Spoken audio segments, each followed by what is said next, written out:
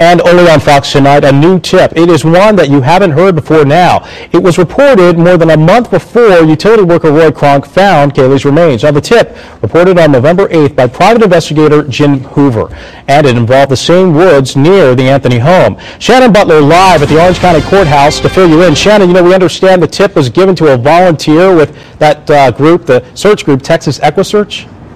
Yes, and this volunteer says he is sure that it was the same man who not only worked for the Anthonys, but also could tell them that there was something about those woods where Caylee was found. Tim Miller says James Hoover was out at one of his search sites on November 8th. Miller says the man claimed he was working for the Anthonys, but gave them a tip about that same wooded area. Miller says Hoover came out and approached an EquiSearch volunteer. Told Bill Todd that nobody can know that he's out here. It's got to be kept a big secret. That he is working as security for the Anthonys. If the Anthonys ever found out that he was out there, his job would be in jeopardy. Hoover has been the talk of the town since he and Dominic Casey, the Anthony's private investigator, told the media they went out to that area on November 15th and taped it. That was a week after Miller says Hoover came to them.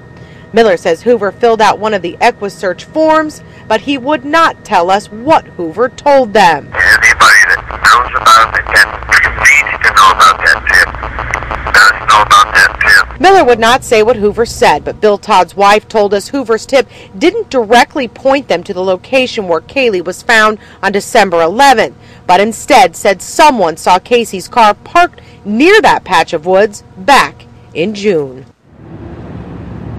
Now, the form that Tim Miller says Hoover filled out, we asked for that, and Miller says he doesn't yet know where that form is. He said it's just misplaced. Now, he said that the cops have not asked him for this form, suggesting that maybe they don't think there is anything wrong with that tip. Now, we tried to ask the Sheriff's Department if they plan to look at that tip or ask Tim Miller for it, but public records requests and calls over the last few days regarding Jim Hoover have not yet been returned. We have also tried Hoover and his attorney, those two unanswered. We're live tonight at the courthouse. Shannon Butler, Fox 35 News.